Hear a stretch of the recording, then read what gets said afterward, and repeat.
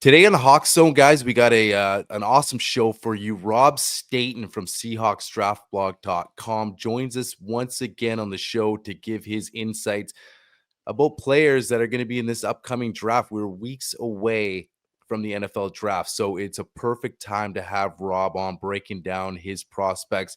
We're going to get Rob's top 10 Seahawks fits that he thinks will fit this scheme, fit this team, and he breaks it down and reasons why. So you're not going to want to miss that. And then we're gonna do a mock draft with Rob. Rob being the GM, him making his picks and getting his perspective on how he feels that what he would do if he's the GM of the Seahawks. So it's going to be an awesome time here to have Rob on. So Rob Staton coming on the other side. But before that, guys, if you haven't done it yet, subscribe to the channel for us. Go down there, hit the sub button, share the videos, like the videos. All that helps out with the channel. Or you can go down and simply buy us a coffee. It's another way to help donate to the channel. And everybody that's been continuing to support the channel, we appreciate it. So on the other side, Rob Staton. So y'all can sit here and ask me all the questions y'all want to. Don't you ever talk about Man, let's go. It's go time, baby. I'm just about that action, boss. You ready to go get it. You just like to do it. That's what it is. defense trying to do that. Pass is caught back in. Can't chase it. What a catch!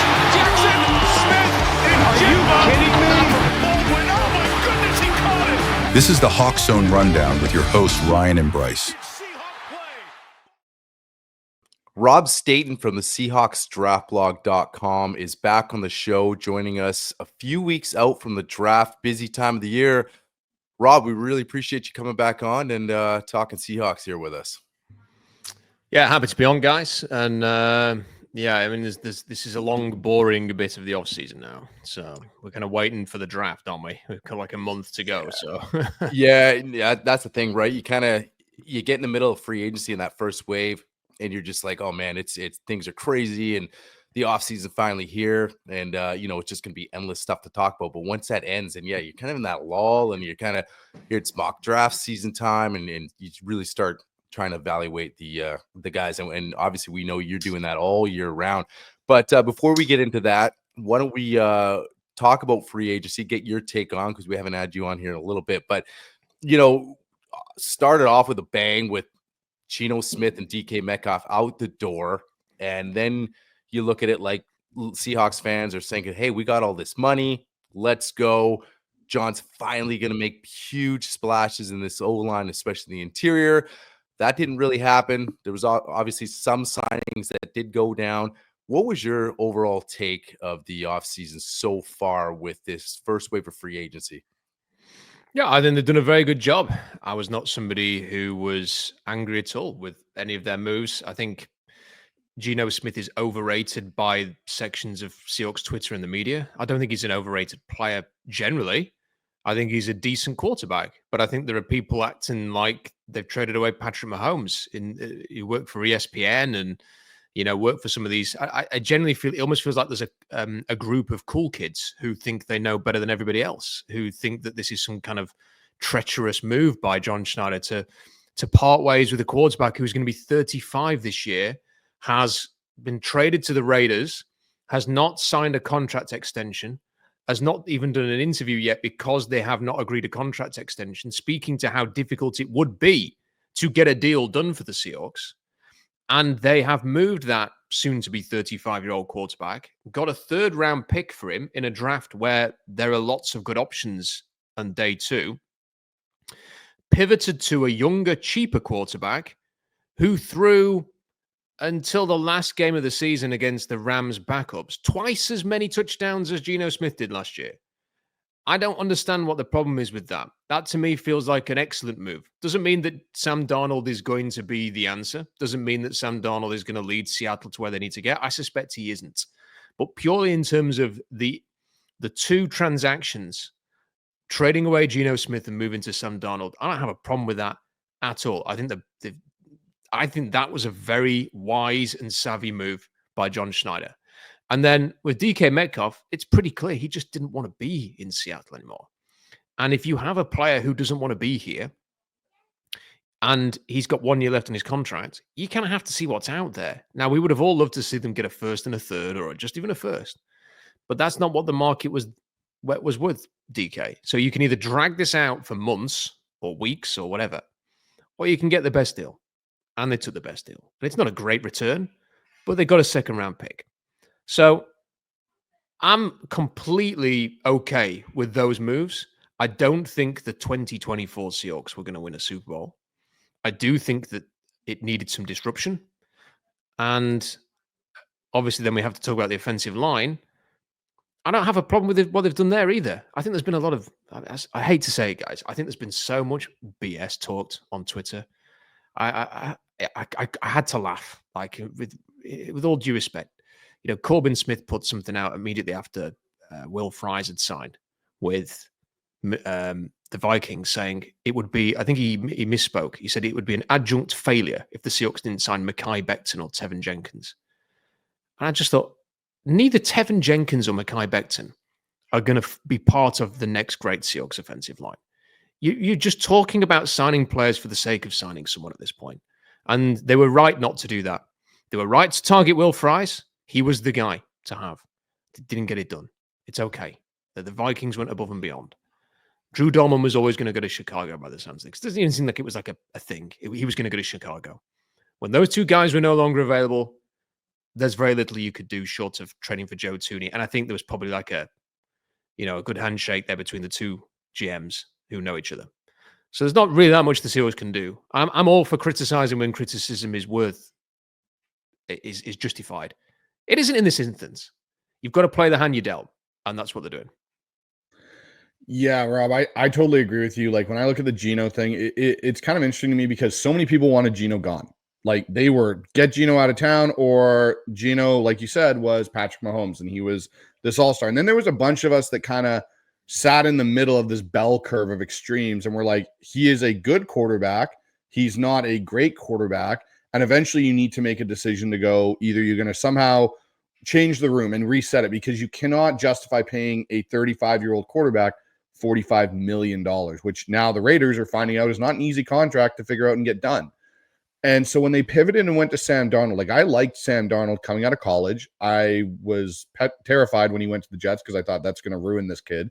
He needed to sit, he needed to develop a little bit, but he had a lot of talent. And like you said, I don't think Sam Darnold necessarily is going to win us a Super Bowl, but I think you've reset your QB room by 7 years with a guy that has shown he has the capability of playing at a high enough level to get a team into the playoffs and into that discussion.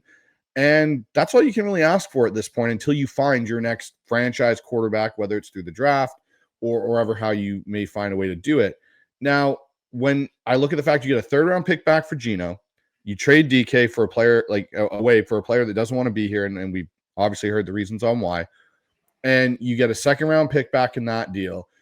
In a draft where if you listen to everyone talk, Daniel Jeremiah, yourself even, and a lot of these draft analysts and experts, there is a lot of good value in that top 100 in areas the Seahawks need to address. The offensive line, the defensive line.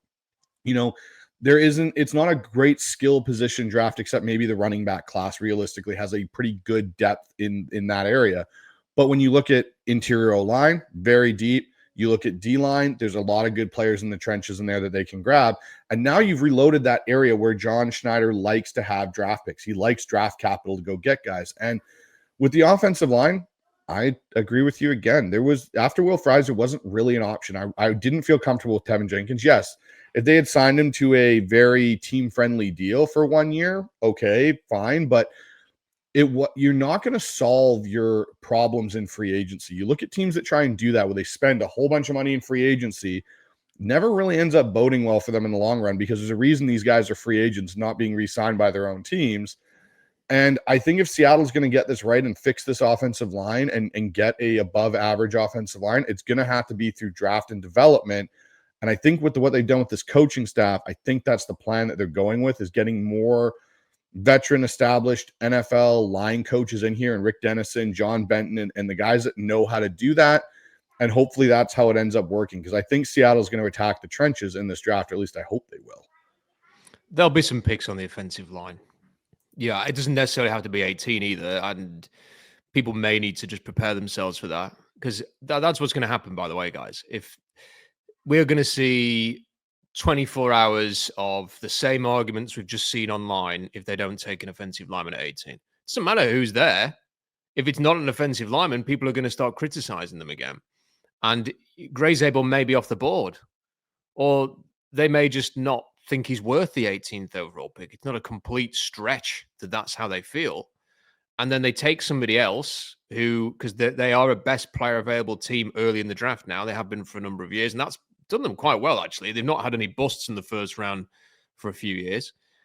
They will take somebody, and if it's not an offensive lineman, people are going to be going, John Schneider doesn't want to do this. He's the Mariners. They don't pay for hitters. That's not the same.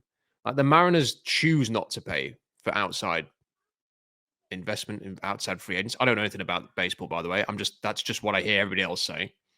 With the Seahawks, they would have signed Will Fries, but the Vikings made an arrangement with him where he signed without a physical.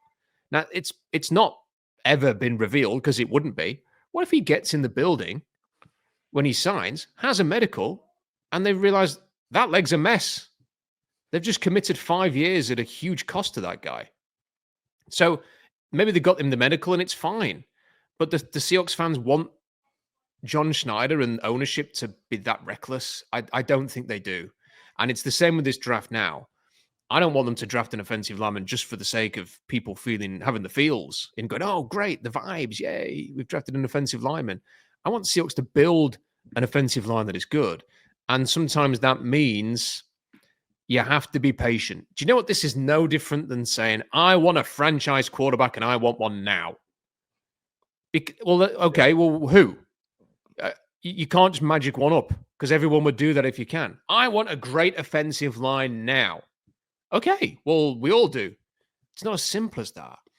So you're right. The coaching is going to have to help improve the players you've got. You're going to add some players in the draft, and you're just going to have to work it out. And that's how they're going to have to do this. And it might be that it's not great again in 2025. But I think we should all prepare ourselves for that now and have an adult discussion about it, because there seems to be a lot of shouting at the moon at the moment about the offensive line.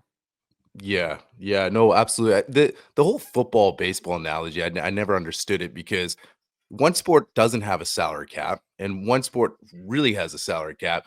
And also, you're talking about a sport where your career is way shorter. So you talk about the Will Fries thing, no physical, 5-year deal. A lot of guys don't last in the NFL for 5 years. So it's so apples and oranges to me. I mean, baseball, go spend away. Like you said, it's a choice that they don't want to spend the money. You got to be way more strategic in the NFL. So it's to me, I mean, it's a lot harder job being a GM in the NFL. But going back to Schneider, it's interesting because I love the Geno move. I think, you reset it. He did a lot of great things to get this going, to pivot that quickly to a Sam Darnold. And then, the criticism now is, well, you didn't do the offensive line. So I think that the frustration from the fans, because it adds up. But I agree with both you guys about how you just, sometimes it doesn't fall the way it falls and people think those are excuses. But, you look at the moves and you credit the moves he's made with DK and Geno, one because he didn't want to be here, one because the money, and let's pivot. Do you think, with this offseason, because I think it's been pretty decent, do you think this whole hot seat talk is sort of a moot point, because we've heard that with Schneider, even depending what he does in the draft as far as the offensive line? Do you think he's at least safe until his contract sort of runs its course and then they kind of decide what they want to do from there? Do you think there's not really much of a hot seat for him? I mean, if they won 3 games next year, sure, he'd be on the hot seat, but there's no way they've let him essentially instigate the departure of Pete Carroll. Maybe not instigate, maybe that's a poor choice of words, but at least they kept him and they removed Pete Carroll. So that happened. And then people were saying, like, after 1 year of this, well, he's on the hot seat now. I mean, come on.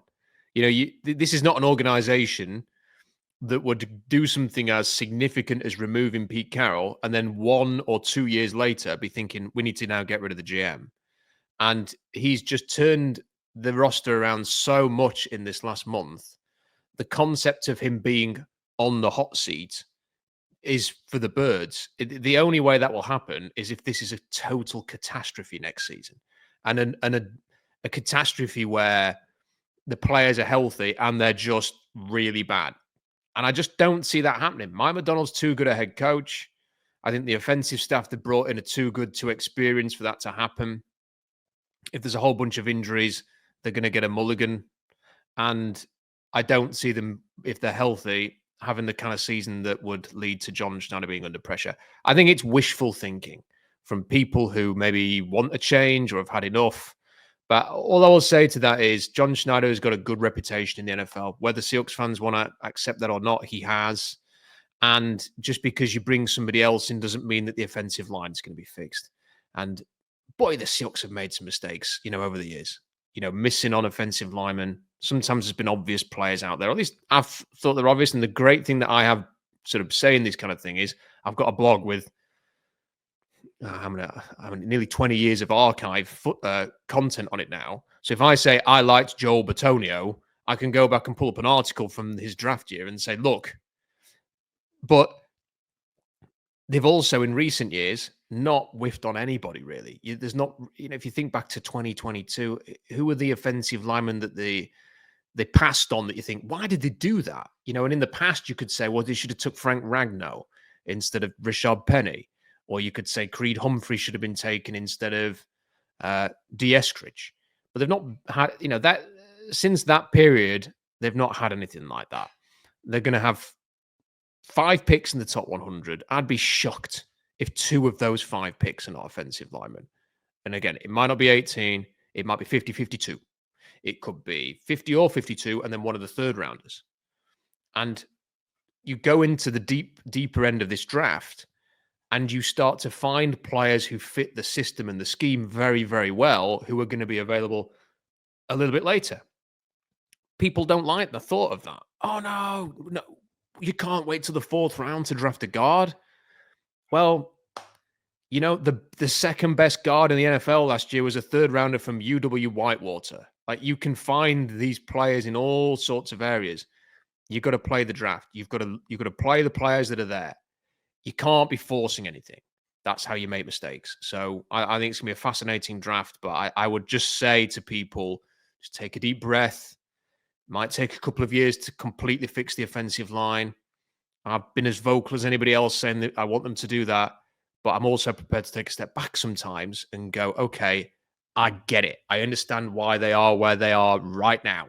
So let's just see what the draft provides in a few weeks. And Rob, that's really what I look at this offensive offseason is they've really finally, I think, looked in the mirror and gone, we are not where we think we are. We need to reset this and take a step or 2 back to actually go forward in the right direction. And I think that's what they've done with the Geno move and the DK move and even the Tyler move, like just moving on from some of these pieces where, hey, we were this bombs away offense that was throwing it deep. We have a head coach now that's rebuilt this defense. And this defense is going to be good next year. I don't see this defense taking a step back. I see it going in a more positive direction, even at the start of the year. They're going to lean back into what they want to be, which is I think, and you've said it numerous times. If you say you want to be a tough and physical team, then you need to go and get those players where instead they were drafting skill position guys and finesse players. They weren't drafting those things. And I think that's where you're going to see, I think with this draft, even the change in that direction. You've gone out and got a offensive staff that is really focused on running the football, which your head coach has mentioned numerous times. I want tough, physical guys that love football. Like that's what Mike McDonald has said he wants. And I think that's what you're going to see now with this full offseason is they're really going to now pivot. And John's alluded to it on his show on 710. The last 2 episodes I've actually found better than previous years of him doing this, where he's let kind of some nuggets out of the bag about, hey, getting us aligned with what this new coaching staff and John and Mike and John, like their communication on what I need. These are the guys I want in this building and the pivot he's had to take. And then even what he said, I think it was on his last show this past week about the offensive line. And they asked him a question about do you take best player available or scheme fit? And he goes, well, with this scheme, it's very much of what we had with Tom Cable and Alex Gibbs. And there's a lot of scheme fits that need to be put into it rather than just, okay, we're going to take an offensive lineman for the sake of taking an offensive lineman because everyone wants us to. Like, we're going to go with someone that actually works with what the coaches want to have in the scheme, and it's going to build and make that better. I same as you, Rob. I'm extremely excited to see what they do with the amount of picks they have in the top 100. And I don't think 18 means offensive line either. I think they are more likely to take a defensive player that falls down the board at 18 that is someone that you're like, hey, like if a Michael Williams for whatever reason fell down, or Shamar Stewart or someone like that, and they're sitting there, there's more precedent to take that player and add to his strength, and or trade back even, and you're still going to get talent. Maybe you trade back with a team like Houston and they come up the board and you're able to get another pick in the 3rd round and still get an offensive line. There's so many possibilities now, the way that they've constructed this team, that they can go and address some of these needs in different ways in the draft. Yeah, I think so. I think everything's on the table at 18, by the way, and it'll probably be the best player. The thing it will also be, it will be best player available, someone who fits the scheme and the system they want to run, and it'll be an exceptional football character player and someone who's reliable. Like, reliability is underrated in the draft, I'm afraid. This is why I really struggle with a lot of the draft content that is on the internet. I'm not saying that I've got it made, and that, you know, I mean, everybody obviously should just read SeahawksDraftBlog.com. I'm joking, but you know, there's so much of the content that doesn't take into account the fact that some of these players are injured a lot, or that they are not available. Like you just mentioned Michael Williams there. I don't really think I know anything about him. And I've watched every one of Georgia's games for the last 2 years because he was barely playing.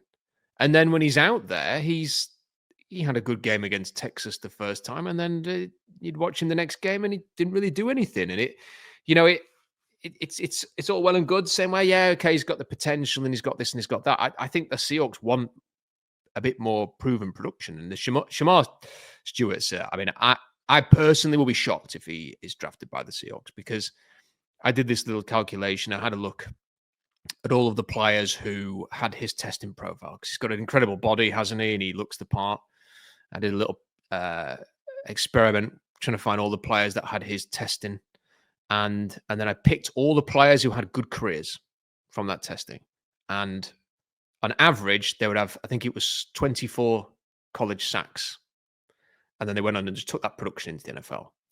And he had 4.5 college sacks. That is concerning.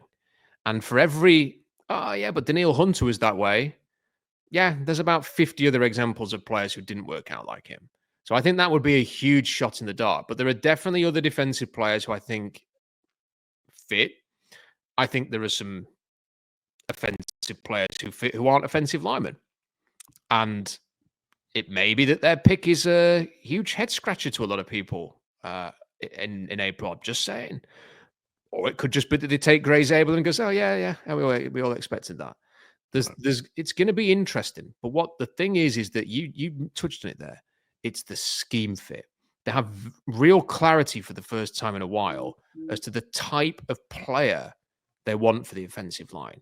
And you only have to watch the tape for not even 5 minutes to see who is a fit for this scheme and who is going to do what they need to do. The great thing about zone blocking scheme is you really need to, there's about 5 things that you have to do as an offensive lineman to fit in the zone blocking scheme.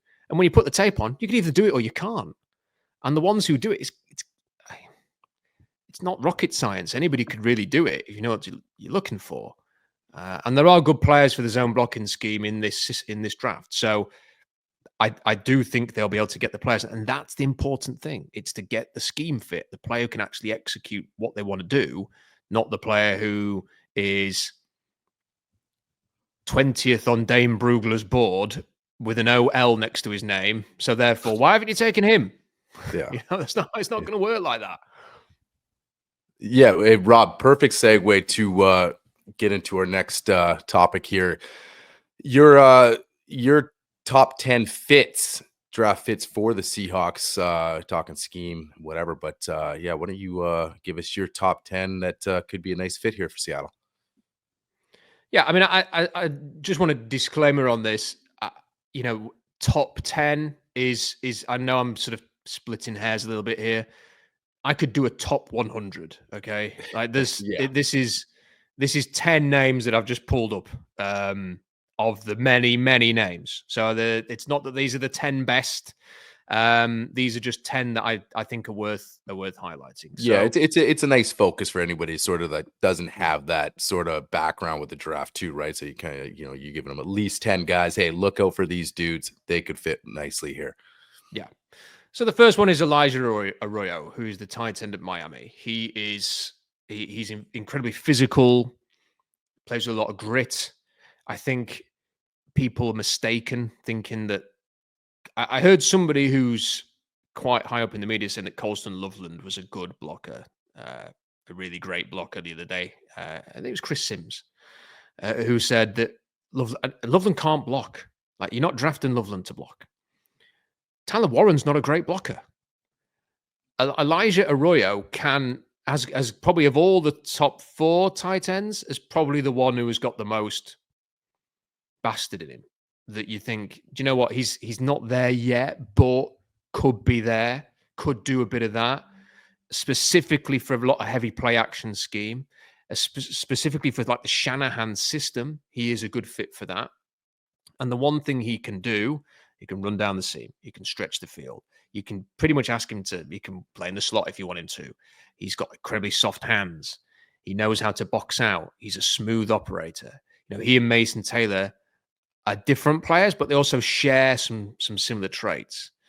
If you put Elijah Arroyo in this offense, it would fit like a glove. It would be Seattle's best opportunity in a long time, I think, to have a tight end who is an X factor, who is potentially your top receiving target or second behind Jackson Smith and Jigba. And it is one thing I have thought about a little bit, is that maybe they would like that. Everyone's going, they need a deep receiver. They need a proper number one. They need someone who's not like Jackson Smith and Jigba and Cooper Kupp. And my answer to that is always, well, they just signed Cooper Kupp, who's very similar to Jackson Smith and Jigba, because they want that kind of player. And they don't mind having multiples of that kind of player, because that kind of player fits. That receiver fits. Look at the Shanahan receivers. Shanahan's never had a DK Metcalf running downfield.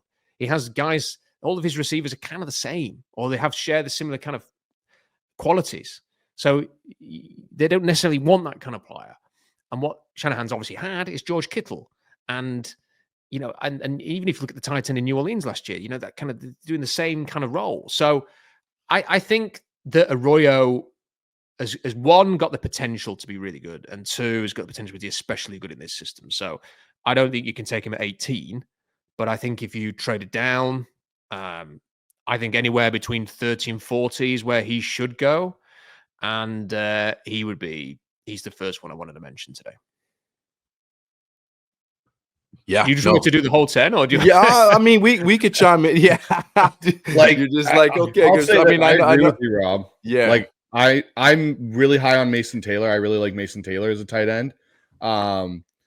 With Arroyo, I agree with you on the blocking aspect. And that's one thing I've kind of, when studying Warren and Loveland, like, everyone keeps saying the same thing that you said, that they're good at blocking. And I went, well, when Loveland was at Michigan, like, AJ Barner was their blocking tight end, and they let Loveland run the routes because that's what AJ Barner, like, we drafted him because he was known as a blocker at the University of Michigan, playing alongside Loveland. And then when you look at Warner, I'm looking at it and I'm going, like, watching, his games at Penn State, and he's running down the seam and he's running the corner route, and he's like, you didn't see him in there really. And if they did run the ball, they weren't running to Tyler Warren's side. He'd move across and maybe be like the move, the joker, the H, and kind of move across, but he wasn't right on the line to help setting that initial edge for the run play. And when I look at this system, and this is something exactly to what you've talked about with Shanahan and Kubiak's system, is if you go back, and I've done this because I love diving into offense, and you go back and look at when Gary Kubiak and Mike Shanahan built this with Denver,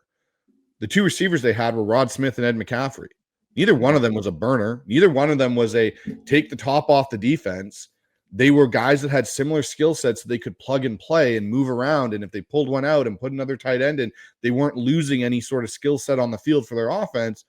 And then the other thing, when you look at this offensive system, the big threat guy or the big physical target in that is the tight end. Shannon Sharp, George Kittle, TJ Hawkinson in Minnesota, Tyler Higbee for the Rams has been their guy, or Gerald Everett when they had him there for a few years. Like, That's where you get the big physical receiver in this passing scheme for the Kubiak and Shanahan system. It's not we have a X or Z that's built like DK Metcalf. That's not their thing. So when you talk about the receivers and the tight end, like I've been a component with what they'll probably do scheme wise and personnel wise, that there's a good chance our tight end on this roster may be the third leader in targets and catches outside of the two receivers on the outside, because receiver 1 and 2 in this offense, when you break it down, they take about 50% of the target share in this offense in the passing game, and receivers 3 through 6 usually get less than 10%.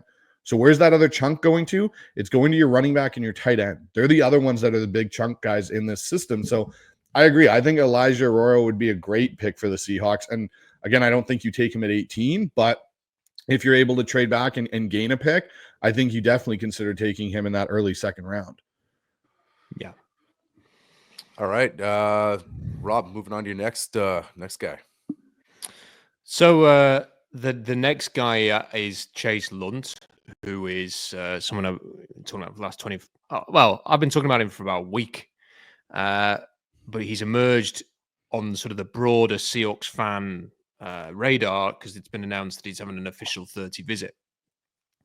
Now, when you sort of watch players and you can tell very quickly whether they fit zone blocking system, Chase Lunt it sticks out like a sore thumb. That he puts his head down and sprints to the second level. And then he doesn't just sprint and run full pelt to the second level. He then does a good job of making contact with players, leveling players at the second level. You can pull and stretch to the other side of the field. And if you want to have your runner run outside, he'll be there leading the way for that. He has that very subtle shift ability whereby if the players flow into, let's say when he's been playing at right tackle, if the flow of the play is to the left, he knows what his job is. He's just going to go and shove the guy next to him and move sideways. He is incredibly violent, incredibly aggressive. People want the Seahawks to be a bit more like the Eagles' offensive line. Then you need somebody like this. He's no character issues. He has had an injury, which is why he's not done any testing because he finished the season with an injury. He got it in the bowl game. He's just exactly what they need. And I don't know what his range is going to be because with the lack of the testing, he's from Connecticut. He's not from Alabama. I think he could be a 3rd round pick. He could be a 4th round pick or a 5th round pick. He's going to go in that kind of range. I wouldn't complain if they took him in round 3, frankly, just because I think he's perfect for their system. And I think he can kick inside and play guard. And I think he will be a tremendous asset for the Seahawks if they take him. He's just a perfect scheme fit. And I watched him and I just loved his tape. So I'd take him. That was the one question I was going to ask you because, I've seen that you've talked about him. And once you started talking about him, Rob, I really started to look at him. And again, like what you're saying matches with what you see on the tape is he is perfectly built for his own scheme, especially with that ability to, okay, the job here's handled where we're going. I'm going now to the second level. And whoever I see, I am going to go and plant that individual. Yes. But the thing with everybody is, he's 6'8", can he move into guard? And again, this is the one thing that, you alluded to earlier. When you know how to block in a zone scheme, you can move inside even at a height and still be able to play because you understand the leverage points. You understand what you're doing in the scheme and how it works.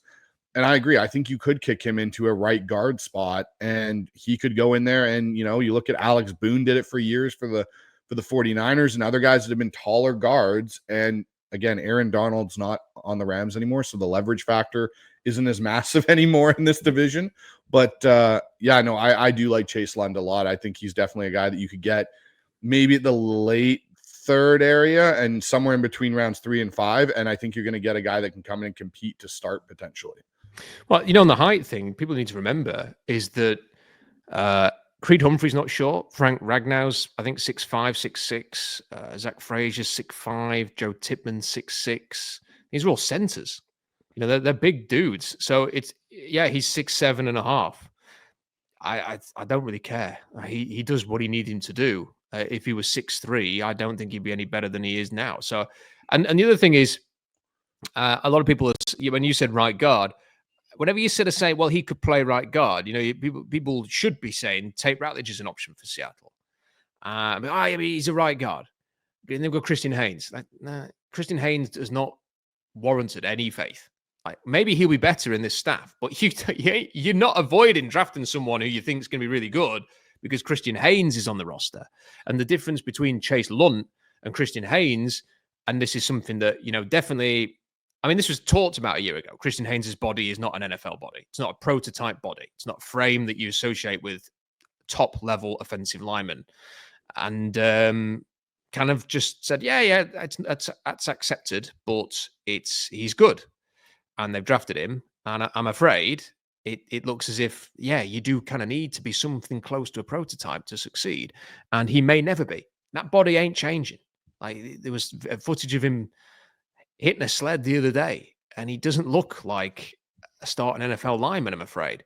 So it may just be that that's a bad pick. I'm not writing him off. People go, hey, you're writing him off. No, not writing him off. I'm just saying that you ain't not drafting somebody because Christian Haynes is on the roster as a third-round pick. If you think Chase Lunt can come in and be a starting right guard and be a good one, then you take him. And same for anybody else who'd play right guard instead of left.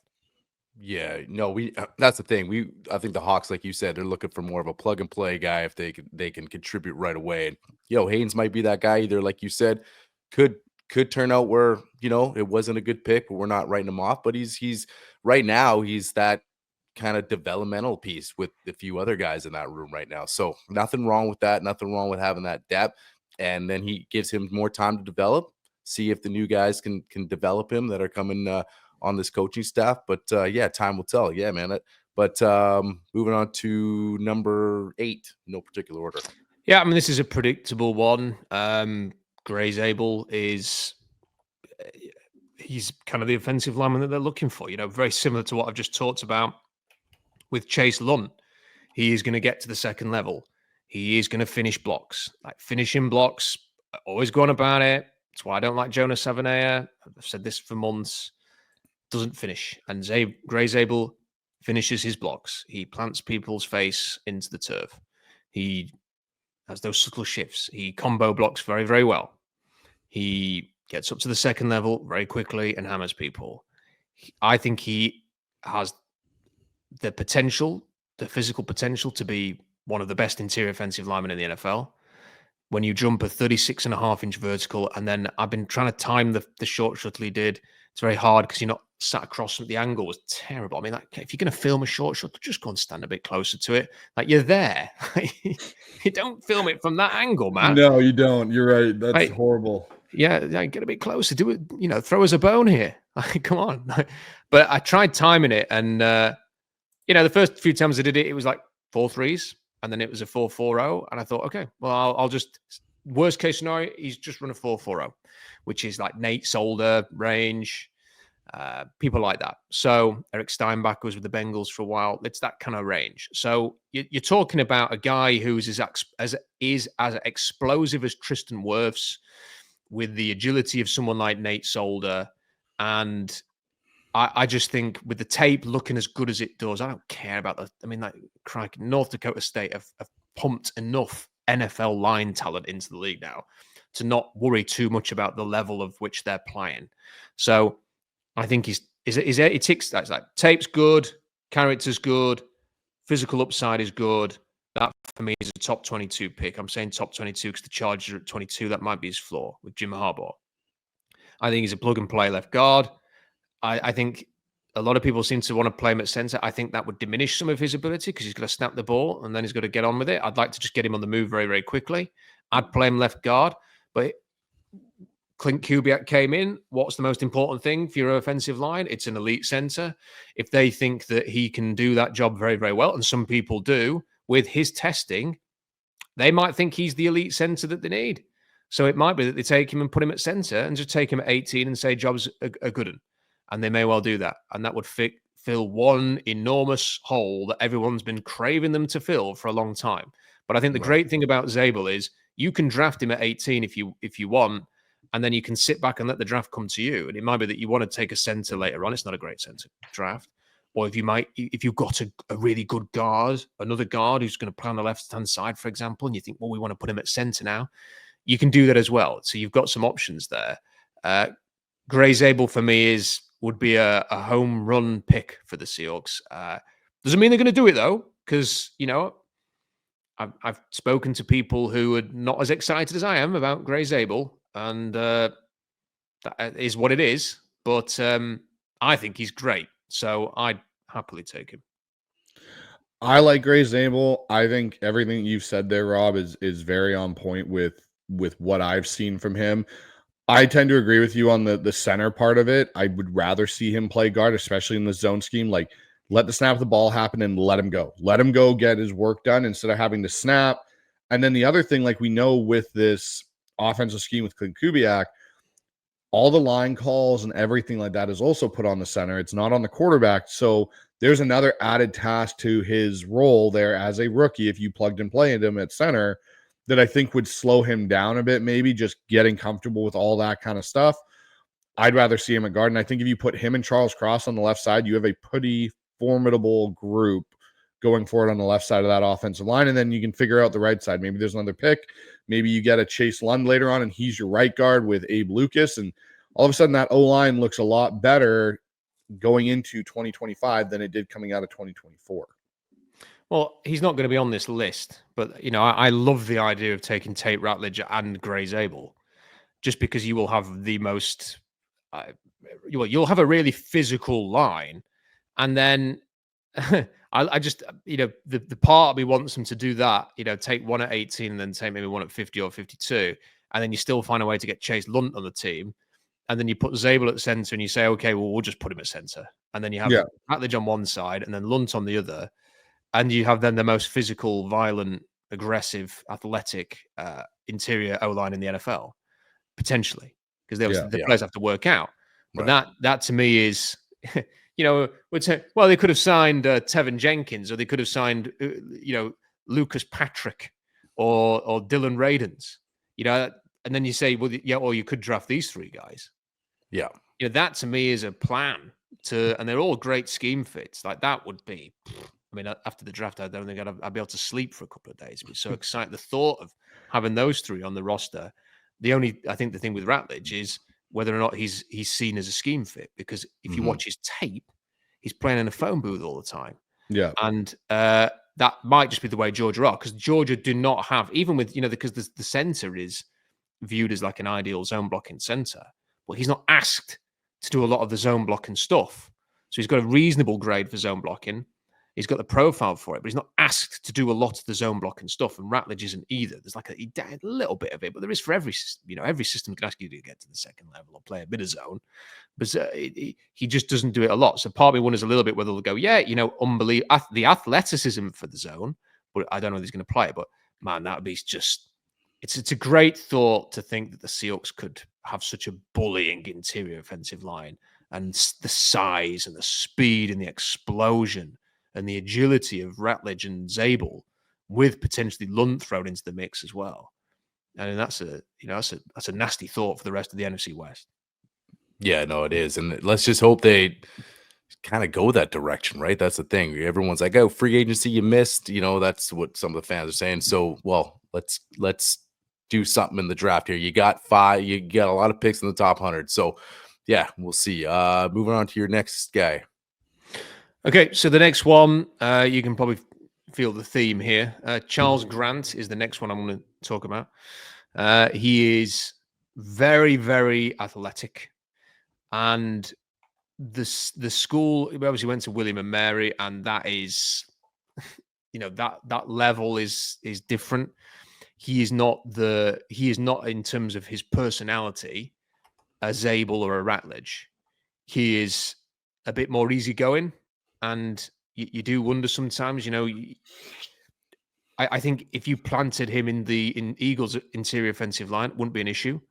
I think if you just put him in next to Charles Cross, it might be that you've got two guys who are too similar there.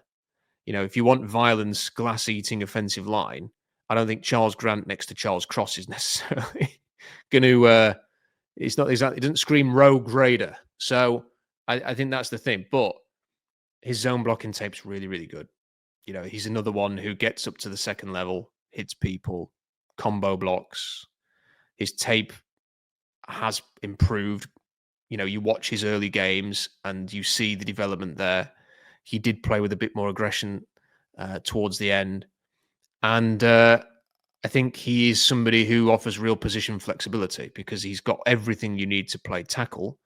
And he can also kick inside and play guard. And I know some people think he could play center. So I think he is somebody who, in exactly the same way in terms of the scheme fit and the profile, like Zabel and Lunt fits the system, his personality and playing style is a little bit different, but he can still execute the scheme. So I would mention him. And he's going to go. He's going to go in the late second, early third. So, yeah, no, interesting. You talk about different styles, different personalities. But yeah, definitely a theme. Moving on to what are we at here? Number 5. Number 5 on Rob's list. So it's the final offensive lineman on the list because I've just tried to pick the. Again, it's 10. Yeah. Yep. We know. We got it. It's Connor Colby. Tough. It's Connor Colby from Iowa. Now, I'm really frustrated that Iowa's right tackle and center didn't declare because they are perfect for the system that Seattle wants to run, and they are better players. And in many ways, I almost don't want them to take a center this year because I want them to take the center from Iowa next year. I think that'd be better for them. So if you could get a stopgap situation for a year, I'd almost... Or if you just stick with, even if you just stick with who you've got for a year, if the idea is to get the Iowa center in a year, I'm down with that. Of course, you can't play it that way because he's one of 32 chances he lands with you. But Colby, great, zone blocker again, does not fly to the second level. Body type is very different to the others. He's not tall. He's more of an orthodox guard. He's going to go later than these guys, but he can combo block. He can wrestle. He will pull very, very well and find his target. He does not have the same level of finish as some of these other guys. He's not going to make everybody cower with fear when he comes pulling on the outside and getting into space. But the one thing I do think he has got is the mentality, the control, the technique. And I actually think he could be best kicking inside and playing center. He has got a center frame. Now, it doesn't have sort of the testing that is ideal, but it's not bad. So I think he's somebody who could kick inside and play center. And if you are not going to spend every pick on the offensive line early on, if you do want to actually address some other positions, he is somebody on day 3 who could be a reasonable option. I didn't want to just sort of list my favorite players to go in the first 2 rounds. I think he's somebody maybe a round 6 player, but he's somebody who would fit the system and would be a good fit. And I just think Iowa offensive lineman, Wisconsin offensive lineman, they generally know what they're doing. So I like the idea of taking one of those guys. Yeah, you can never go wrong with Iowa or Wisconsin O-line. If there's one thing that they do well there, it is definitely build great offensive lines for that Big Ten, and that's what they're known for. And you look at what Caleb Johnson, their running back, was able to do this year, where he was averaging 6 yards a carry behind a team that didn't have much of a passing game, which means no passing game. Your O-line literally was like, okay, we're just going to run the ball down teams' throats and get as much as we can with it. And like you said, Connor Colby was a big part of that group with the other guys on that line. So yeah, I'd definitely be okay with him. He's definitely someone I've been interested in for the Seahawks as well, because again, I see the scheme fit with him. Yeah, Rob, this is great stuff because like you said, this is not just going down your top 10. It's like, hey, there's value guys to be seen in the later rounds, and here's might be some of the guys, especially, you just nailed off 5 offensive linemen that, a lot of Seahawks fans are wondering, hey, who are the guys who missed on free agency? So awesome. Yeah, awesome stuff. All right, moving on to like you said, that's your last guy on the O-line. So look forward to see what position you got here coming up next. So going with edge rusher Josiah Stewart next, and the reason I'm mentioning him is it would have been nice to see some testing, and it would be ideal if he was longer in the arms and in height. However, Wink Martindale loves this guy. He loves Josiah Stewart.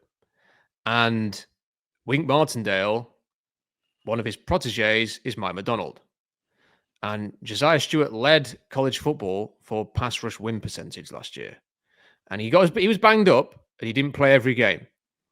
But that USC game was the best example of a defensive pass rusher wrecking a game that I saw last season. The Seahawks do need another edge because Chenna is a bit of a doubt. It's whether or not they're going to draft an edge in the first round when they already have Maffei and Hall and they've now brought in DeMarcus Lawrence and they've still got Chenna Nwosu. I don't know. It might be that they look for somebody round 3, round 4, that kind of range to bring in and add to the rotation. Josiah Stewart's scheme fit is obvious because of the Martindale thing I mentioned, but he bends the arc, straightens the quarterback. He's strong for his size.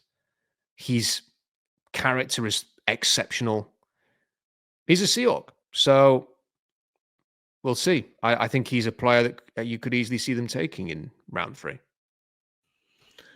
Yeah, no, I agree with you. The definitely edge is I wouldn't say a massive need, but it is a need nonetheless in this draft class. They need to take some guys because I look at Maffei. He's in a contract year, so you're going to have to decide if you're paying him next year and how much you're going to pay him. Hall's, again, still a player. We've seen 1 year of him start to become something, so we got to see him carry that over. DeMarcus Lawrence definitely is a good player, but he's not the player he once was, and he's over 30, so we'll see how that goes. So, no, I agree with you, Rob. You need to add somebody. I don't know if there's anyone in the first that they would add there, unless someone really felt them that they fell in love with. But Josiah Stewart's definitely someone I was looking at. The Michigan connections there, the Martindale connections then is there as well. And like you said, his character and everything checks out to be with this new generation of Seahawk type players. Yeah. And look, I don't know if there is an edge rusher necessarily, like you say, because anybody who falls for a reason. I don't think there's necessarily an edge rusher in round 1, but I do think they will have some interest in Donovan as a Ruaku from Boston College and Braden Swinson, who I think are both. They've kind of fit the style that they like, and they both they shared the lead for pressures in college football the regular season. So I think they're not on my list here, but they are players that I think they could be interested in. Yeah, agree with that for sure. It's edge is one of those sneaky needs for sure. Moving on to number 7. Malachi Starks, the safety at Georgia. I think he's somebody that it's funny, you kind of go through a process, and I feel like the draft media is going through the same process that I've kind of gone through. And I did, I'm not saying that it's not I get everything right, but I did say a couple of weeks ago, I think what we'll see between now and the draft is a shift in how people view him, because he was top 10 pick for a while, and then the tape was not very good at times last year. There was a stretch of a month, 6 weeks where Malachi Starks didn't play very well, but neither did the linebacker off the edge. Neither did Michael Williams. Nobody played very well for the Georgia defense. So I don't know if that's his fault or whether it's the team's fault. Like, Georgia just didn't feel invincible anymore last year. And I think there's probably more to it than simply the players. Maybe it's just they don't believe in it as much anymore. And maybe they didn't believe in the quarterback as much anymore, whatever. But when you actually look at Malachi Starks, he has that rare thing. And that's the ability to make plays from deep. The ability to be a deep safety who reads the play, reacts, gets to the football, whether that's a ball carrier, whether it's a football in the air. And those players are rare. There are not many safeties who can play deep and roam and have the ability to not only recognize what's happening in front of them, trigger and make the play and be successful with it. They're so rare. And that's what he does. He is not, I think people have kind of tried to make out he's this chess piece. He's a star. He can play the slot. He's not very good at doing that. Like, he's best playing deep, playing free safety. And the other thing about him is it's the character is exceptional. exceptional. I told this story on Seattle Sports a couple of weeks ago about one of his coaches, his positional coach, was trying to lose some weight and said, I'm putting a few pounds, want to lose some weight. I'm going to go for a run in the morning. Malachi Stark says, what time? It says, 6 a.m. We'll do it before practice or whatever. He gets there at 5:30. Who's waiting for him? Malachi Starks, to go on the run together. Next day, turns up at 5:30. Malachi Starks is there again for the run. Next day, coach is feeling tired. He's an old man. Doesn't turn up for the run. Decides, I'm having a day off. Malachi Starks rings him at 5:30. Where the hell are you? That's Malachi Starks. Teams are going to have interviewed this guy at the combine or whatever, these meetings they have around pro days or official visits, whatever they do. And they're going to fall in love with him. And the Seahawks draft players like this, people like this. He could be their pick at 18 if he's there. I don't think he's going to be there, though. But he's a fit. He has been my favorite safety in this and maybe my favorite DB in this entire process for me, Rob. Like, everything about him, how he plays. The one thing I remember, I think it was at the combine where they had someone down on the field and they even said, they're like, you can't hear his feet move. Like, he's so smooth as a transitional DB with his hips and everything. And you watch him play and then you look at his tape at Georgia. And like you said, he's all over the field, but he's so instinctual. He knows where things are going to be occurring. And he just ends up making plays throughout, different games. And again, to start in a Kirby Smart defense at Georgia and excel in it, it's not an easy thing to do. There's a lot of good players there, and he's one guy that stood out constantly when I watched tape. Even when I was watching a Malachi Williams thing or anything, he's someone that just pops on the screen and you just see where he is. Here's the other thing with him is people saw the 4.50 40 and thought, nah, that's disappointing. And I must admit, I was thinking he was a 4.4 all day long. That combine workout was unbelievably good. Like, it was a lot of the safeties, they didn't, the defensive backs didn't really work out that day. And maybe that helped make him look even better because the rest of the competition were not up to standard.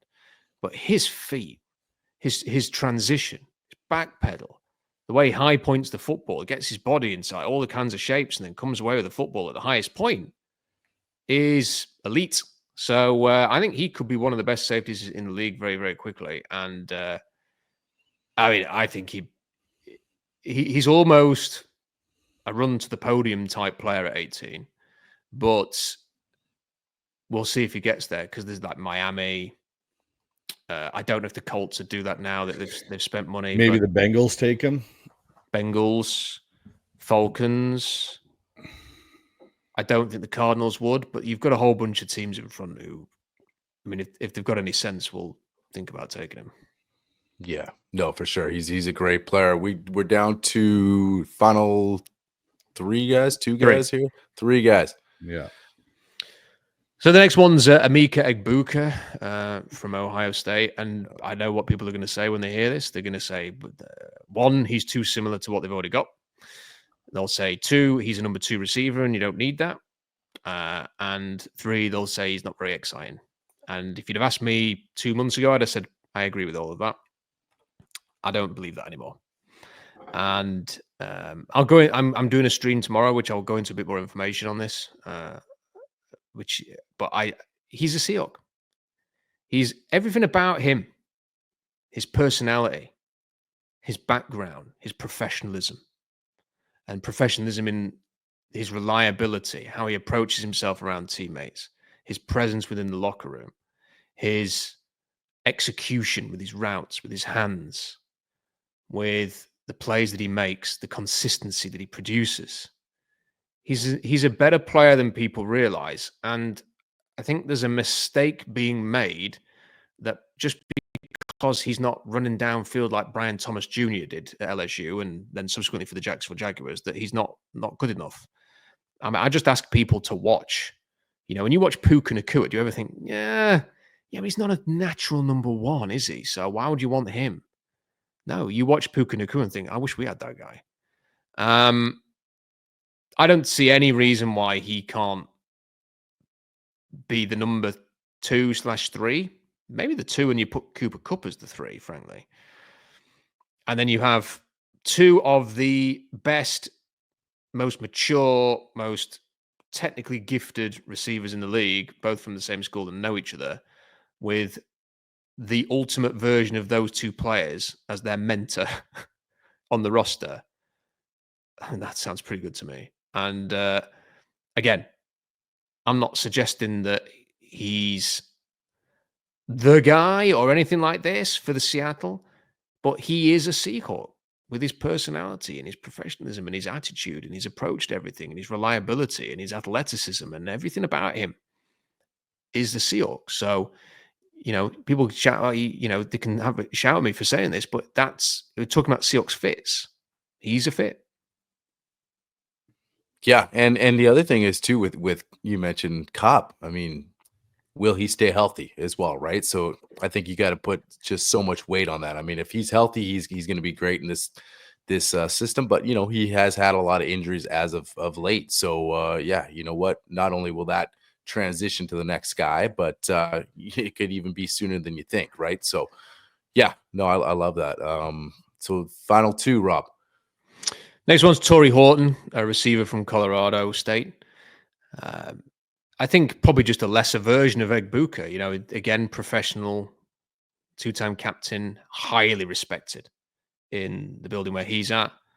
Speed to burn, ran exceptionally well at the combine, despite not being 100%, probably even faster than he is at the combine. Technically gifted, can make every kind of play. If you need him to run an important slant on third down, he'll do it and get you the third down. Run downfield. He was producing at a time when Colorado State's offense was awful, but he still was making plays because he's that good. Mature. They are going to be looking for somebody who can fill the void of a Tyler Lockett, essentially. Not stylistically necessarily, but just in terms of his approach to everything. Like they'll want another player like that, and that's Egbuka and that's Horton. They're in that kind of mold, and they're not the only ones, by the way. I could run through about loads of receivers who are like that, but these are the two that I wanted to bring up today. Yeah. Receiver is kind of one of those sneaky needs again, right? You kind of look at it and you say, okay, we signed Cooper and but really you look at JSN as the long-term piece here in that room right now. So yeah, you want to add to it, and there's some value there as you go down. And I've been saying for a while, I don't want him to take a receiver at 18, and I don't want him to do that, and I don't. It's not how I do think there's a little bit to build the team you kind of want to be, as we've been talking about. But it would not shock me if the best player on their board was a receiver at 18. I think there's probably only two players who would fit that bill. Yeah. And one of them is Golden at Texas, and then the other one is probably Egbuka. And then if the grade was that much better than everybody else, then maybe they do it. I wouldn't rule that out. It's not what I would do per se, but I think there's a chance of that. And I just want to mention that as a let's just prepare ourselves for every eventuality here. But if they don't go in that direction, you get someone like Torrey Horton in round 3. Then yeah. I mean it's a pretty good pick. Yeah, just so Seahawks fans out there kind of like don't start breaking television sets when when number 18 gets announced and it's a receiver, right? Because I think that's the expectation. It's O-line now. You whiffed on free agency, so now you got to do it at 18. And like you said, and Bryce and I've talked about it too. They could go different directions. It could be an edge. Could be could be a few things. But the value that you're talking about that is there and is available after the 18th pick, that just sit back and get through the draft and see what happens. If you were, let's say you were stuck in the desert, right? And then you were rescued and you said, what happened in the draft? And someone handed you a piece of paper and it had all 10 picks or whatever, the Seattle and Omega on a list. And you look down the list and you saw receiver first, but then you saw like a whole bunch of linemen and you go, okay, yeah, that makes sense. I understand. It's interesting. But what's going to happen is if they did take a receiver at 18, you're going to have, like I said, 24 hours of everybody sort of thinking that's the only pick. And I hate it. And look, Seahawks Twitter will be a toxic place if that happens. But as a GM, you can't be making decisions based on how Twitter's going to react. But I if anybody is watching this, and people who sort of follow the blog and follow the stuff that I do, and I'm sure you guys as well, I want them to fix the offensive line as much as anybody, if not more than most people. But I also understand this is a process, and you are going to have to wait till the end to judge it, I'm afraid. Yeah, I agree with you too, Rob, that like if they take a receiver at 18 and it's say Mbuka or it's Golden and they're the highest guy rated on their board, and then like we've talked about through this show, through other shows we've had, there is a lot of good value in that day 2 to start of day 3 for the interior O-line.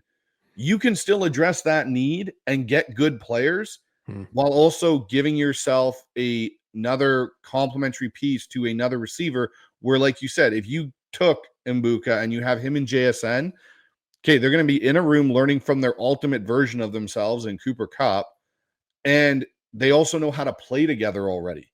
They know how to run routes to each other and work with each other, and they're two of the most professional kids that have come out as draft prospects where you're looking at them going, yeah, I don't think I have to worry too much that they're going to be the type of guys that aren't going to show up and aren't going to put the work in and take days off and stuff.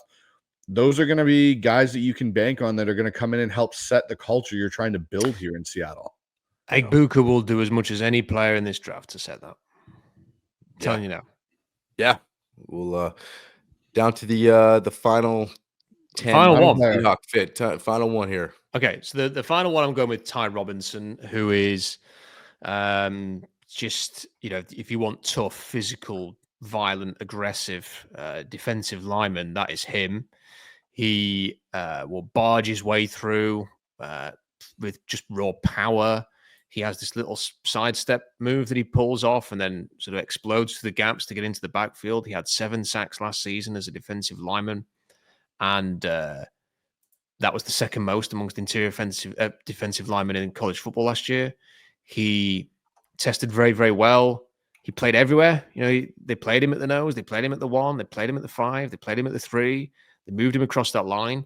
I think he's probably more likely to be a 3 or a 5 at the next level. But Roy Robertson Harris has gone, and they have not replaced him at all. So I do think that they're probably sort of eyeing some options in the draft here. And, if you want a culture setter, if you want somebody who plays like he's in the AFC North, if you want somebody who can rotate around and fill a role for you on that defensive line, I think Ty Robinson is exactly what they're looking for. And again, perfect character. I've interviewed him, so I know what he's like. And I just think he's not going to be like, no, we're not going to turn around and go, oh my word, they drafted JJ Watt there. Like, it's not going to be like that. It's going to be the kind of player you get for 4 years and at great value who does a darn good job for you for 4 years. And then you make a decision as to whether or not you bring him back and stuff like that on the cost. But there's some value to be had for having a really good defensive lineman who can do a job for you and be reliable and tough and make life hell for the other team when they're on the field. So I think he's somebody he's number 10 for me on this list. We did a mock draft yesterday, Rob, and he was one of my picks. I like his skill set. I like what he brings. And like the AFC North comparison you just made for a guy that would fit in that division, that is spot on with him. He is, like you said, going to make it miserable to play against him, play in and play out that he's on the field, and cause an offensive lineman to go, okay, are we having to run at this guy again? Can we not go somewhere else with the ball? I don't really want to have to deal with him again. And you know what? Mike McDonald does pretty well when he has guys like that on his roster. Yeah, no, awesome stuff, guys. That was awesome, super insightful. Rob, appreciate that top 10. We're gonna take a really quick break. Other side, 7-round mock draft with Rob Staton. Okay, guys, welcome back. We are in mock draft mode here with Rob Staton, and Rob's going to play GM here. So Bryce, start this off and get down to 18, and we'll let Rob take this away. All right, so let's see what happens. Bunch of trades. Okay, so Rob, just to preface this to start, you've got Jacksonville offering you this allotment of picks. Yeah. You've also got Miami offering you 22 and 48 for 18 and 82. Right. That's actually not a bad situation. Pittsburgh's offering you 21 for their 4th as well. So those are the current picks or trades you've been offered. The one that I find appealing is probably Miami's, but we'll see what's on the board, I guess. So Cam Ward went 1. Yeah. Membu went 2. Yeah.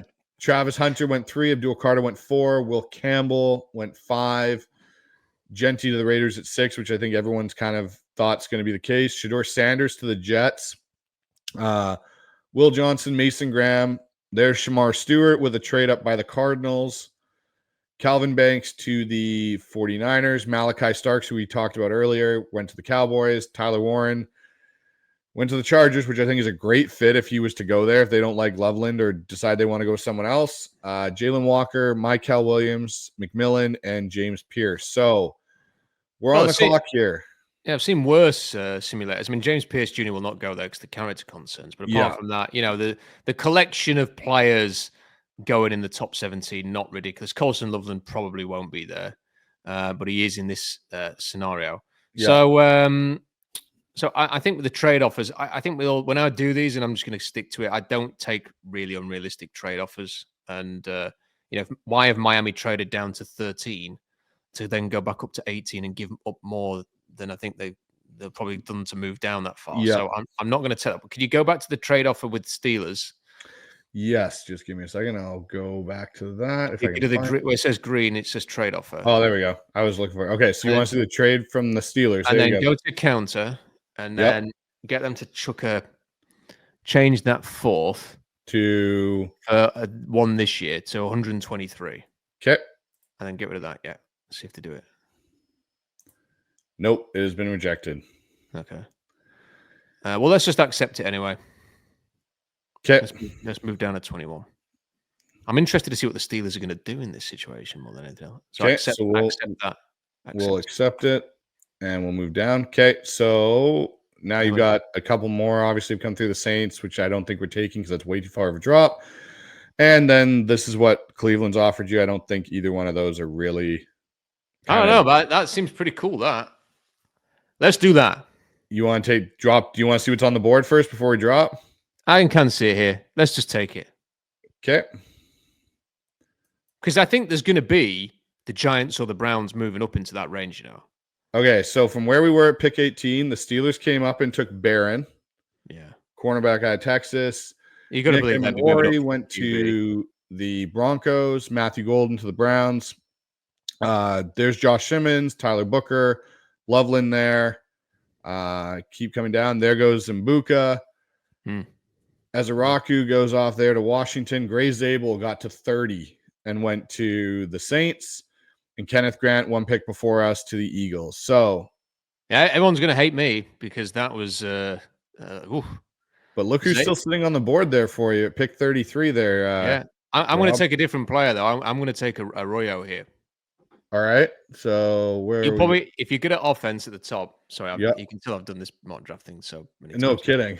And then you get a tight end, and then he'll be a bit further down. Yeah. So they've got him rated lower than 92. I'd take Arroyo here. Okay.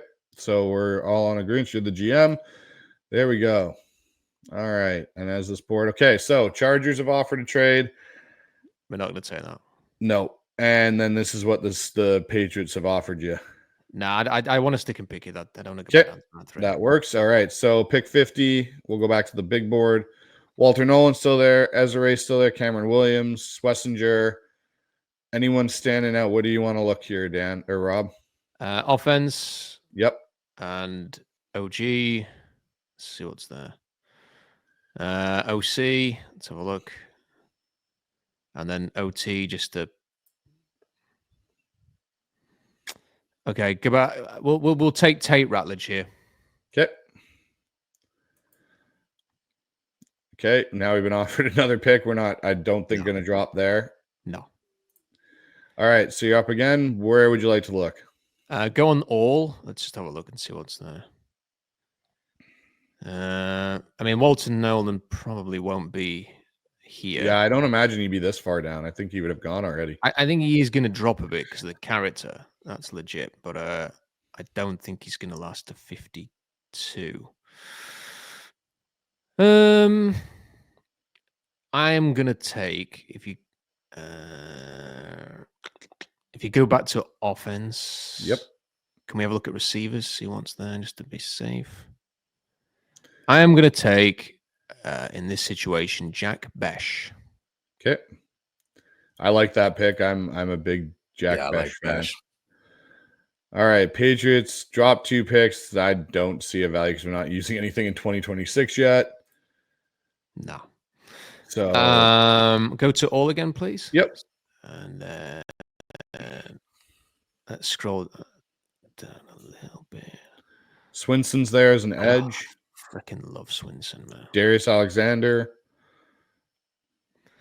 Yeah, I'm gonna take Braden Swinson just because it's not beyond the realms of possibility he's there at this. I think he's gonna go higher, but he may be there. So I'm gonna take Swinson and just feel good about it. Okay. All right. So Jacksonville's offered you 88 and 126 for 82 and 175. Nah. And Denver's offered you 85 and 197 for 82. Actually, go back to that last one. Yeah, we'll do that. You want to do the Jacksonville trade? Yeah, we'll do the Jacksonville trade. Okay. All right. So now the Eagles, geez, the amount of trades you're making here, Rob, everyone wants to trade with you. Yeah. 96 and a 4th next year. So I don't think that's an option. No. And then Dallas is giving you this one. I don't think either one of those are viable options because we're not doing anything. It's not realistic, is it? I mean, Dallas giving up a 3rd and a 4th next year to move up in round 3 just doesn't seem. Let's see what's here then. So one of my favorite running backs is here in Caleb Johnson. Yeah, he's a good player. It's just the testing was not quite as good. Get a defense, please. Okay. Your edge that you talked about earlier. Yeah. Stewart. Just because it took Swinson already, though. Can you get a safety? Yep. All right, I'm going to take Jonas Sanka here. Okay. Physical, flies to the ball, Rayshon Jenkins replacement. And he fits in well with Kobe Bryant and Julian Love there in that safety. Yeah, a little bit different to those guys. So he's good in here. Yeah, it's a nice fit. This is the Eagles offer. I just don't. They ain't gonna do that, are they? No, and I don't think that's a realistic one either, really. No. So we're not gonna entertain either one of these. I think we should just stick and pick on everything now because we're deep into round 3, aren't we? So, yeah. So I'm good with that. Let's have a look at defensive tackle. We've not taken any of them yet. See what's left. Jordan Phillips, I really like out of Maryland. He's one guy for me that I would be okay with Seattle taking. Joshua Farmer will not be here. No, that's one that when I saw his name, I went, he's going a little bit higher, I think, in this situation. Have a look at the quarterbacks that are left. All right, quarterbacks.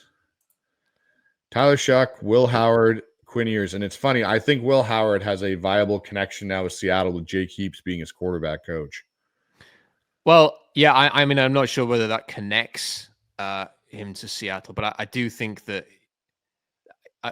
he ain't going to be here. No, I think he's going in round 2 probably. I think even Tyler Shucks might be around 2 guys. Shuck's going to go between 30 and 40. Yeah. Howard, I mean, Howard could. I think this is his floor. If he's here at 92, this is his floor. I think his floor is probably earlier than this. Yeah. I think he's going to go higher than this. I mean, like Ewers, I think could be here, there. I part of me thinks that John would really like this and take him there, but I'm gonna go with Riley Leonard just because I've taken Quinn Ewers too often for Seattle, and I like. So you want to take Riley Leonard here in the 3rd? Yeah. Okay. And I think John likes athletic, tall. Leonard's got an arm; he can move, and he's the perfect character. He's everyone at Notre Dame loves Riley Leonard, and I've probably taken him. There'll be teams will probably have grades in him that are like 5th round grade, quite frankly. But everybody gets bumped up at that position. It's the position. So, okay, round 4. Go back to the all board. What's your thoughts on Modern Jr.? Liked him more last year than 2023 than 2024. Got hit in the face with a football on the gauntlet, and I don't know why that sticks in my mind. I'm going to take Chase Lunt here. All right. So he's okay. So is he on this list as an O tackle? I'm guessing still. Let's see. No. Is he listed as a guard in this? Yeah, he will be. Yeah, because he's not in that section there. Unless he's gone. Did he go? If you go to all and then search Chase. Oh. One with the last name. Yeah, he's gone. He's gone. All right. So where did he go? Let's see here. There he is, right there. 5 to the Giants. Well, congratulations to the Giants and an excellent pick. Okay, offense. OT. Charles Grant's still there. He's not going to be there. Yeah. I'll take Jack Nelson. That's who exactly I was wondering if you were going to go to. He's one of the guys I really like here. So, all right, you're on the board again here, Rob. Can we have a look at OC? I just want to see who's left. Okay. Running back.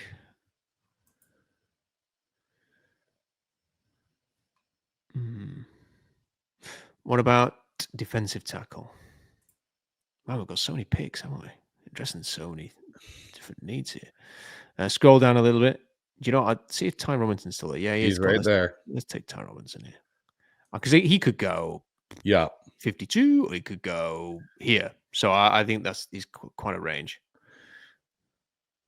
Defense or offensive side there, Rob? Just get a wall. Let's just try and get through this now. Jonah Monheim, will take him for center. I don't think he's perfect, but I think he's liked. Okay.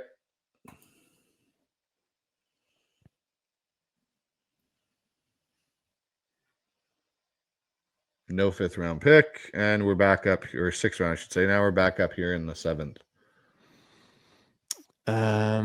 Let's get a running back because we never took one, did we? I think you've got a draft one in this class. Jaquindon Jackson, please. From Arkansas? Yeah. Okay. All right. And this is our final pick.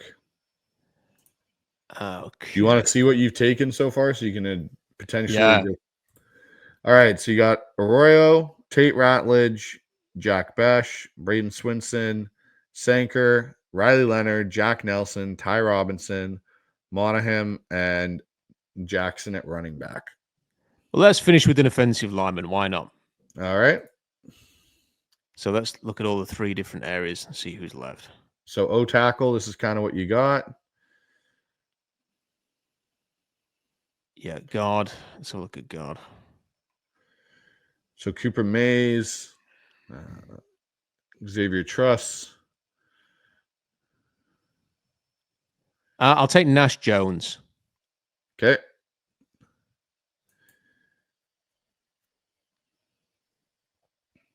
Just done him. All right. And that's Rob Staton's draft. Lots of trades in here, too. Yeah. And we walked out with a 4th round pick next year. 11 players and a 4th round pick next year. Yeah. But honestly, I like this class. Well, what you get with this class is you get a tight end who could potentially be your, X factor tight end who could be like your, a top target for you. You filled a hole at guard with Tate Ratledge, and you've still got other holes to fill. I would love to get Chase Lunt to fill another hole there, but look, we're going to try Jack Nelson at left guard, and we're going to put him in there and see if that could work. He's got a good zone blocking grade. I think he fits very nicely in that. I think the worst case for him is another David Edwards, who's the left guard at Buffalo currently, who's with LA. Jack Besh, I love Jack Besh. I think he's a top player. Got real potential there. Braden Swinson, I think, is such a good player, powerful, quick, scratching the surface of what he's capable of. Excellent. Jonas Sanker could be Rayshon Jenkins, but younger and better. Riley Leonard, I think, is a shot to see if you can get a quarterback out of him. Ty Robinson, we talked about. Jonah Monheim is far from perfect, very short arms, but a smaller zone blocking type center and can play either system. Jaquindon Jackson, tough, runs through contact, physical player. and then Nash Jones, explosive, major upside. You're taking a 7th round flyer on the guy. So Yeah. I like that. No, I think it's a really good draft. Yeah, awesome stuff. Tons of info, Rob. We really appreciate it. Squeezing a mock there and just going through a lot of the guys that to look out for coming up in a few weeks here in this draft, and coming from Green Bay. So that's going to be cool. Cold. Yeah, it'll be interesting. But awesome stuff, man. We really appreciate the insight today. But before we wrap it up, we know you got the blog, but again, let everybody know where you can find it and all the other stuff that you got going on, so people can find you. Yeah, SeahawksDraftBlog.com, and then if you Rob Staton Football on YouTube, and if you could subscribe, that would be a major help. I'm doing a stream. I don't know when this goes out, but you can always, if it's after it's gone out, then you can always go back and watch it back on playback. So I'm doing a big stream on Sunday where I'm going to share some information that I've sourced over the last few days. I'm not Todd McShay or Adam Schefter or anything like this, but I've done this for a long time, and have been lucky enough to sort of catch the ear of one or two people. So I'm going to share some things that I've heard over the last few days relating to this draft class, not so much with the Seahawks, but with the players. So check that out. Check SeahawksDraftBlog.com out. And I'd be really, really appreciative if people could subscribe to the YouTube channel. Yeah, no, absolutely, Rob. And subscribe to your channel as well while we're here. Hey, do both. Subscribe to both channels. That's a really good idea. But no, Rob, in all seriousness, we love having you on, and everybody that's watching our channel loves when we have you on. So you bring in great insight, and you talk about Schefter and all that kind of stuff. But I mean, you study especially the Seahawks, man. I mean, it's just great to really get your takes on the young guys that are coming up and all that. So yeah, again, we really appreciate it, guys. All this stuff that'll be linked in the description where you can find Rob's stuff. So yeah, go down, subscribe to all his stuff. You're not going to be disappointed. So Rob, we appreciate it. Appreciate it again, man. No, thank you. And congratulations with a wonderfully growing channel that is getting a lot of attention. So congratulations for that. I really appreciate that, Rob. Thanks, Rob. And we'll talk in the future. Thanks, Rob. Thanks, guys. Guys, that was Rob Staton on the show. Again, Rob's become a friend of the show. Awesome stuff. Like, man, talk about insight. You guys just heard a lot of insight. What else do you want to know about the draft? Rob pretty much talked about who he thinks could fit nicely in this team. And then we finish off with a mock draft and talking about it. It's interesting when we talked about at the beginning of the show, just with free agency, and he thinks, hey, it was a great free agency, especially with the trades and who didn't want to be here, who wanted to be here, and not ripping into John like, oh, well, you didn't do anything. This is how it works. Sometimes it's harder than you think. Whatever the free agent, you and I talked about that, about this free agent market, and then what are you going to do? He mentions some of these guys that could fit this scheme on this O-line, and how excited that he would get if some of those names were called up on that podium. No, exactly. And that was the thing that I really enjoyed about Rob on the show today is his 10 fits that he had, like he alluded to, he's got 100 players that he loves the Seahawks. But these were 10 fits that he thought, listeners should get to know the names of and understand. And that was one thing for me that I really appreciate. Even some of the guys he listed on there, I hadn't really thought of as much as I maybe should have, but I can see how they fit after Rob kind of gave us his breakdown on each player. And then again, with his view of free agency, like I'm very much in the same boat. I get people wanted the O-line fixed, and that's something that we are going to harbor on this organization until it eventually does happen. But like he said, it's going to be a process. This isn't something we can flip it's been a process of not dealing with it for 10 years. It's going to be a process of now fixing it. We can't snap our fingers and want it to be fixed tomorrow. It's just not going to happen. And they need to make steps in the right direction. And part of that's going to be this draft class and them addressing it through the draft, which Rob alluded to. And then the final part, I found his mock draft and him being a GM super interesting. And it's something for me that, when we do future mocks as they come up is, are trade backs more of an option for Seattle, and with the way this class is set up, and can you get some more draft capital in this draft in that top 100 period to add to this team? So the way Rob broke that draft down and picked it, I think it's a really interesting version of it that we haven't seen yet here on the HawksZone Rundown. Yeah, no, and again, awesome having Rob on. Like, he's one of our favorite guests. And yeah, the guy's been doing it for so long. He's got a ton of knowledge. So guys, make sure we're gonna have the links in the description. Go down. If you haven't done it yet, go down and subscribe to all Rob's channels and the draft blog and all that, because super insightful, and he's entertaining to listen to too as well. It's not just info. It's a great channel. I'm always over there. So it's if you haven't done it yet, go down there. And guys, make sure you go down and subscribe to our channel as well. And we appreciate all the continued support. We're just going to keep rolling on. We got some good stuff coming up. Our next pod, you're gonna see Pulse of the Hawks. That's our bi-weekly segment with Mookie Alexander and field goals. And also we're part of the field goals team as well. So go over there and check out all that content. The pods will be up there as well. So yeah, guys. So keep rolling on here. We're weeks away. So that's it. We're gonna see you guys soon here. Go Hawks. Go Hawks.